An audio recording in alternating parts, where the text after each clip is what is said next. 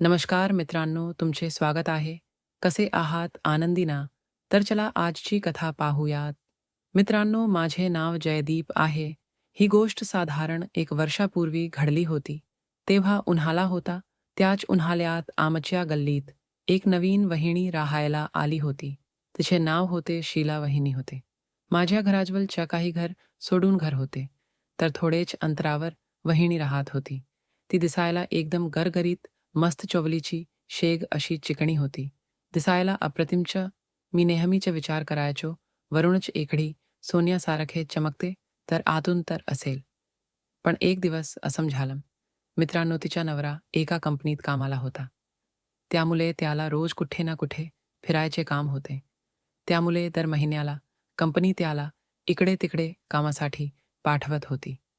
त्यामुळे तो नसताना मी वहिनींशी बोलायला सुरुवात केली होती. त्या नुकत्याच्या गल्लीमध्ये आल्या होत्या. त्यामुळे त्यांना लोकाची जास्त काही ओळख नव्हती.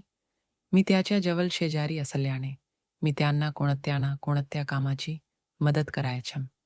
तिला जास्तीचे कोणी गलीमध्ये ओळखत नव्हते.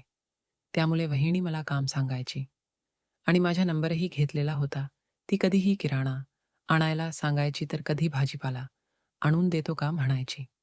तेव्हा मी पण जवळीक वाढवण्यासाठी वहिनीला कोणत्याच गोष्टीला नाही म्हणत नव्हतो.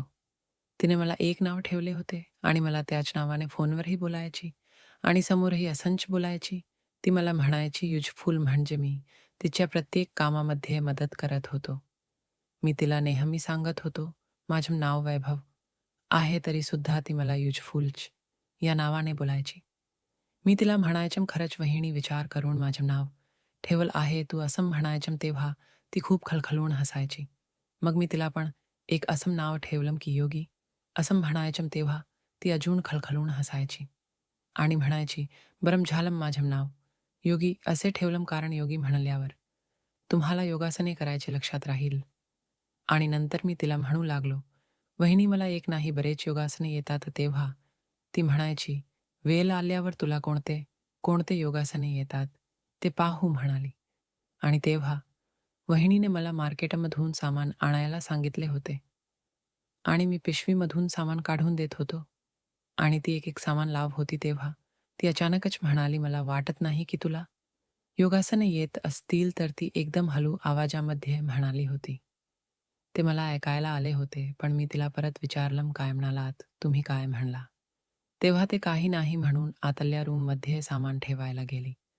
मला समजलं होतं वहिनी आता माझ्याशी खूप हसून खेळून बोलू लागल्या होत्या. मी माझ्या गालामध्ये हसत होतो, कारण मला आता हे लवकरच मिळणार होत.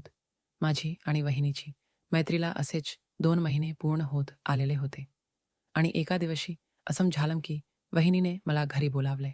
हाच तो दिवस होता. या दिवसासाठी मी मागच्या 2 महिन्यापासून प्रयत्न करत होतो आणि आजच्या दिवशी माझी स्वप्न पूर्ण होणार होते.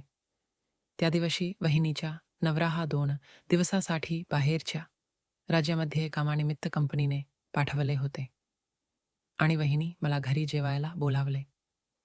रात्रीचे 8 वाजले होते. मी घराची बेल वाजवली. वहिनीने अलगद दरवाजा काढला आणि वहिनीने आज खूप शृंगार केलेला होता. वहिनीला मी पाहतो आज पाहतच थक्क झालो आणि मी खूप निरखून पाहू लागलो होतो.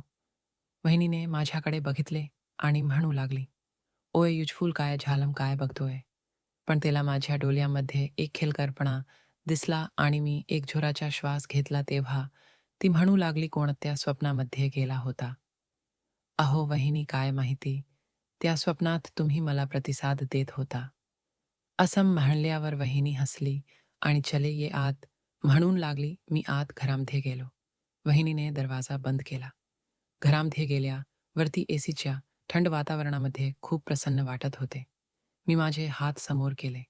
मी हात समोर केल्यावर पिक्चरमधील जसे हिरोनी मिठीत घेण्यासाठी हात समोर केल्यावर हिरोईन जशी आतुरलेली असते, तशीच वहिनीचीही हालत झालेली होती. तेव्हा माझ्या तोंडातून अचानक काय बघते जाण निघाले. ओय मी आता तर जान बनले काय बरं ठीक आहे. जान असं म्हणाली. मी काहीच बोललो नाही. तिच्याकडे पाहिलो. मी स्माईल दिली आणि मला नंतर तिने विचारले, तुला जेवण अगोदर काय आवडेल, थंड की गरम. मी तर तिला म्हणालो, काहीतरी गरम असेल तर छानच आहे.